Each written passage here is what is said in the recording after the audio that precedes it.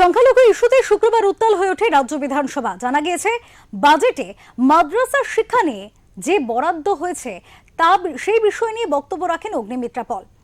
তিনি এই বিষয় নিয়ে বক্তব্য রাখেন এবং তার বক্তব্য যে শিক্ষা খাতে যে অর্থ তারা রাখছেন বাজেটে, সেই অর্থ আদেও শিক্ষা খাতে বা উন্নয়নের জন্য সংখ্যালঘুদের ক্ষেত্রে সে ব্যবহার হবে তো, নাকি এই বিষয়ে আবারও শুধুমাত্র অনুপ্রবেশকারীদের জন্যই এই অর্থ ব্যয় হবে। এই বিষয় নিয়ে কিন্তু একেবারে যখনই কথা ওঠে তখনই রাজ্য বিধানসভায় সেক্ষেত্রে যথেষ্ট উত্তপ্ত হয়ে ওঠে পরিস্থিতি এবং ফিরহাদ হাকিম তিনি কিন্তু একেবারে কড়াভাবে জবাব দেন অগ্নিমিত্রা পলকে এবং এই ইস্যু নিয়ে কিন্তু যথেষ্ট উত্তপ্ত পরিস্থিতি হয়ে ওঠে। পরবর্তীতে অগ্নিমিত্রা পল এই বিষয়ে একটি বক্তব্য রাখেন সাংবাদিকদের মুখোমুখি হয়ে। কি বলেছেন তিনি শুনবো। রেকর্ডেড আছে, সেটা দেখে নেওয়া যাবে। আমি বলেছি যে সংখ্যালঘু উন্নয়ন মাদ্রাসা খাতে অনেক টাকা দেওয়া হয়েছে, কিন্তু দেওয়ার পরেও আজকে মাদ্রাসা থেকে যারা বেরোচ্ছে স্টুডেন্টস, তারা ডাক্তার, ইঞ্জিনিয়ার, IAS, IFS হচ্ছে না। আপনারা মানে আপনাদের সরকার সংখ্যালঘুদের ব্যবহার করে ভোট ব্যাংকের জন্য আপনারা তাদেরকে ক্রিমিনাল বানাচ্ছেন। এটা সত্যি কথা। ফিরহাদ হাকিম মহাশয়, আপনারা তো জ্বালা ধরলেন কেন? যারা আমাদের সংখ্যালঘু বিধায়করা ছিলেন এবং তার সাথে সাথে তৃণমূল বিধায়ক, আপনারা কি চাইছেন প্রতিবারই আপনারা বিষয়টাকে গুলিয়ে দেবেন, বলবেন বিজেপি মুসলমানদের এগেনস্টে? একেবারেই নয়, একেবারেই এগেনস্টে নয়। আপনি বলছেন আপনারা ঘৃণা করেন। ঘৃণার প্রশ্ন আসছে কোথা থেকে? আজকে সংখ্যালঘুরা ভারতবর্ষের স্বাধীনতার সংগ্রামে তাদের কি অবদান আমরা সবাই জানি। আজকে নেতাজি সুভাষচন্দ্র বোসের রাইট হ্যান্ড ছিলেন একজন সংখ্যালঘু সম্প্রদায়ের মানুষ। আপনারা প্রত্যেকবার ভুলিয়ে দেবেন, সত্যি কথাটাকে ঢেকে দেবেন। আপনারা কি করেছেন? আপনি ফিরহাদ হাকিম একজন সংখ্যালঘু সম্প্রদায়ের মন্ত্রী, মেয়র হয়ে আপনি আপনার সম্প্রদায়ের জন্য কি করেছেন? আমি যেটা পয়েন্ট আউট করেছি তার জবাব দিন। আপনি 15 বছরের রেকর্ড দেখান যে মাদ্রাসা থেকে কতজন ডাক্তার, ইঞ্জিনিয়ার, IAS, IFS বা ইসরোর মতো সায়েন্টিস্ট বেরিয়েছে, আপনি দেখান। আর কতজন আজকে সংখ্যালঘু সম্প্রদায়ের মানুষ ধরা পড়েছে ইললিগাল কাজ বা সমাজ বিরোধী কাজে, কারণ আপনারা তাদের হাতে আপনাদের ইলেকশন রাজনীতির বেনিফিটের জন্য আপনারা ভোট ব্যাংকের জন্য শুধু সংখ্যালঘুদের ব্যবহার করেন। আমরা কিন্তু সেটা করি না। সবকা সাথ, সবকা বিকাশ, সবকা বিশ্বাস, সবকা প্রয়াস। যখন আবাসের লাইনে বা উজ্জ্বলা গ্যাসের লাইনে কেউ দাঁড়ায়, তখন জিজ্ঞেস করা হয় না যে তুমি হিন্দু না মুসলমান না জৈন না শিখ। এটা আপনারা ধর্ম নিয়ে রাজনীতি করেন। সত্যি কথাটা বেরোবার সময় এসে গেছে আজকে। সেই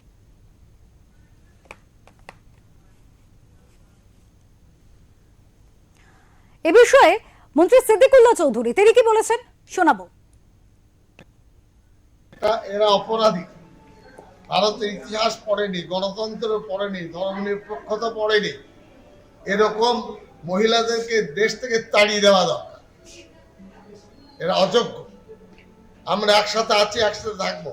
হিন্দু মুসলমান আজকে বাংলায় কিছু করা যাবে না। মানুষ ধৈর্য ধরে আছে, প্রমাণ পাবেন ভোটে। মানে আপনি যেটা বলছেন অগ্নিমিত্রা পাল যেভাবে আচরণ করলেন সেটা সংবিধান বিরোধী, গণতন্ত্র। ওখানে দাঁড়িয়ে ক্ষমা চাওয়া হচ্ছে, প্রচন্ড অন্যায় কাজ করেছে। এটা পারমিটেবল না।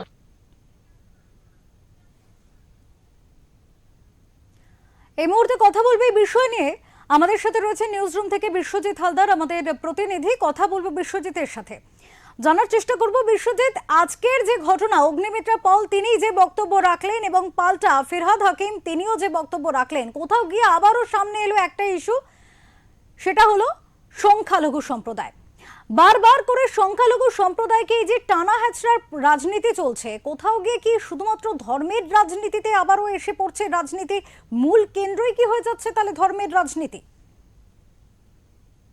একদমই। দেখো, আজকে যখন তুমি জানো যে গতকাল রাজ্যের বিধানসভায় কিন্তু একটা বাজেট পেশ করেছে রাজ্য সরকার, অন্তর্বর্তীকালীন বাজেট। সেই বাজেটে কিন্তু শিক্ষা খাতে মানে সংখ্যালঘু উন্নয়ন এবং মাদ্রাসা শিক্ষা খাতে যে বাড়তি বরাদ্দের কথা অর্থমন্ত্রী চন্দ্রিমা ভট্টাচার্য বলেছেন, সেই যে বৃদ্ধি সেটা নিয়ে আজকের বলতে উঠেছিলেন বিজেপি বিধায়ক অগ্নিমিত্রা পাল।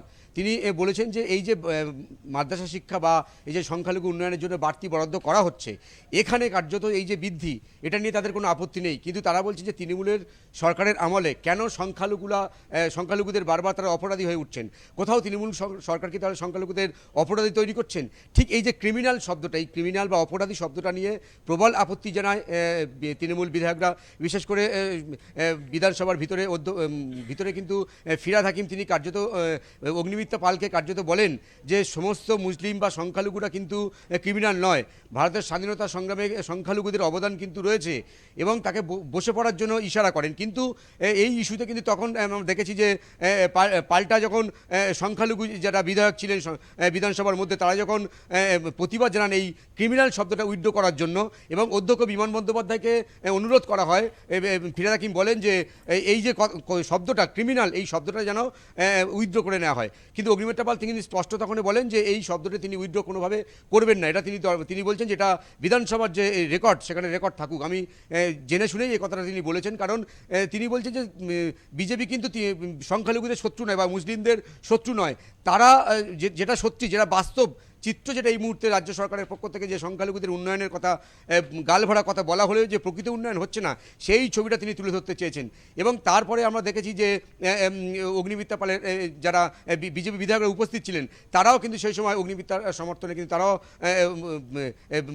পাল্টা তৃণমূল বিধায়কদের কিন্তু তারাও কিন্তু বিক্ষোভ, এই পরিস্থিতিতে কিন্তু পরিস্থিতি আরও বেগতিক দেখে স্পিকার বিমান বন্দ্যোপাধ্যায় তিনি কিন্তু শেষ পর্যন্ত হস্তক্ষেপ করেন। এবং তারপরে সাংবাদিকদের মুখোমুখি হয়ে সিদ্দিকুল্লাহ চৌধুরী, রাজ্যের গ্রন্থাগার উন্নয়ন মন্ত্রী সিদ্দিকুল্লাহ চৌধুরী, তিনি কার্যত বলেছেন যে এই ধরনের মহিলাকে দেশ থেকে বিতাড়িত করে দেওয়া উচিত। এই শব্দটা নিয়েও কিন্তু বিজেপির যে বিধায়ক তাদের কিন্তু প্রবল আপত্তি জানিয়েছেন।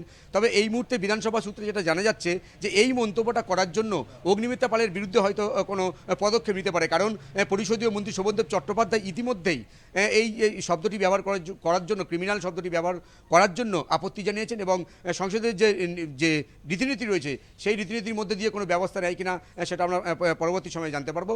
তবে এই যে ক্রিমিনাল শব্দটা নিয়ে কিন্তু আজকের কার্যত বিধানসভার যে অধিবেশন, সেটা কার্যত উত্তাল হয়ে উঠেছিল।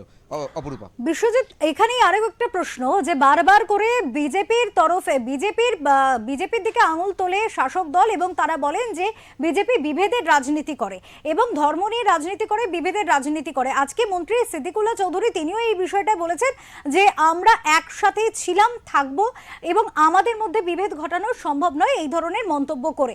কাজেই একেবারে নির্বাচনের প্রাক মুহূর্তে এই ইস্যুটা নিয়ে কি আবারও সেই রাজনীতির একটা নতুন চাল তালে চালতে চলেছে দুপক্ষই? একদমই। দেখো, আজকের কিন্তু বিধানসভার যে অধিবেশন, সেই অধিবেশনের মধ্যে কিন্তু রাজ্যের বিরোধী দলনেতা শুভেন্দু অধিকারী তিনি কিন্তু পাল্টে একটি স্লোগান তিনি সেট করে দিয়েছেন, এবং সেই স্লোগানটা দিতে দিতে কিন্তু আমরা দেখেছিলাম যে বিজেপি যারা বিধায়ক তারা কিন্তু ওয়াক আউট করেছিল অধিবেশন, এবং তারপরে তারা যারা ওয়ালে নেবে তারা যখন বিক্ষোভ দেখাচ্ছিল, তারা কিন্তু এটাই বলছিল যতই করুন হামলা এবার ক্ষমতায় আসবে, মানে সনাতনীরা যে ক্ষমতায় আসবে। শুভেন্দু অধিকারীর যে বক্তব্য, সেখানে কিন্তু বারবার ঘুরে ফিরে সেই সনাতনী শব্দটা এসছে। তুমি জানো এর আগেও একাধিকবার শুভেন্দু অধিকারী কিন্তু তিনি প্রকাশ্যে বলেছেন যে হিন্দু হিন্দু ভাই ভাই বা সনাতনীরা এক হবে। এই 26-এর বিধানসভা নির্বাচনে যে সংখ্যালঘু এবং যে সংখ্যাগুরু, এই যে লড়াইটা, এই যে বাইনারি পলিটিক্সটা, এটা কিন্তু কার্যত ক্রমশ ইস্যু বা সামনে আসছে এবং প্রতিষ্ঠা পাচ্ছে। কারণ তুমি জানো বিজেপি কিন্তু প্রথম থেকে বলে আসছে যে এই রাজ্যের যে শাসক দল তৃণমূল কংগ্রেস, তারা কিন্তু সংখ্যালঘুদের তোষণ করে, সংখ্যালঘুদের ভোট ব্যাংকে বাঁচানোর জন্য রাজ্য সরকারের পক্ষ থেকে একাধিক প্রকল্প আনা হচ্ছে, ইমাম ভাতা, মর্জেন ভাতা কি তারা বারবার সামনে আনেন। এবং আজকের বিধানসভার ভিতরে যে সংখ্যালঘু বা এই যে ক্রিমিনাল শব্দটা নিয়ে যেভাবে পরিস্থিতি উত্তপ্ত হয়ে উঠেছে, তাহলে বলাই যাচ্ছে যে 26-এর বিধানসভা নির্বাচনের আগে তৃণমূল এবং বিজেপির মধ্যে এই যে ধর্ম নিয়ে যে রাজনীতি, সেটা যে আবার নতুন করে যে ইস্যু হবে সেটা কিন্তু বলাই যায়। কারণ রাজনৈতিক মহল যেটা মনে করছেন যে উন্নয়ন বা এই যে শিল্প পরিকাঠামো বা এই যে দুর্নীতি, এ সমস্ত ইস্যুগুলো কিন্তু আগেও ছিল। আমরা দেখেছি যে এর আগে যে একাধিকবার যে উপনির্বাচন হয়েছে, 6টা বিধানসভা উপনির্বাচন, সেখানে কিন্তু যখন আরজিকরের ঘটনা ঘটে, আরজিকরের ঘটনা ঠিক পরে পরে কিন্তু এই নির্বাচনটা হয়েছিল, তার সেই 6টা নির্বাচনে কিন্তু রাজ্যের শাসক দল তৃণমূল কংগ্রেস হই হই করে জিতে গিয়েছিল এবং রাজনীতি বল মনে করছিল যে তাহলে কোথাও এই যে দুর্নীতি ইস্যুটা সাধারণ মানুষের মধ্যে কিন্তু প্রভাব ফেলছে না। এবং এই বিজেপি কিন্তু প্রথম থেকে তারা এই যে ধর্মের রাজনীতি বা হিন্দু মুসলিম এই বিষয়টা কিন্তু তারা সামনে আনছিল। 26 বিধানসভা নির্বাচনে যে ধর্মীয় মেরুকরণ যে প্রধান ইস্যু হতে পারে, এটা কিন্তু আজকের বিধানসভার যে সংখ্যালঘু বা এই যে ক্রিমিনাল শব্দটা নিয়ে যা প্রবল হইচই হয়েছে সেটা কিন্তু স্পষ্ট। একেবারে। বিশ্বজিৎ, একটু তোমায় থামাবো, শুনে নেব এই বিষয়ে বিমান বন্দ্যোপাধ্যায় ঠিক কি বলেছেন।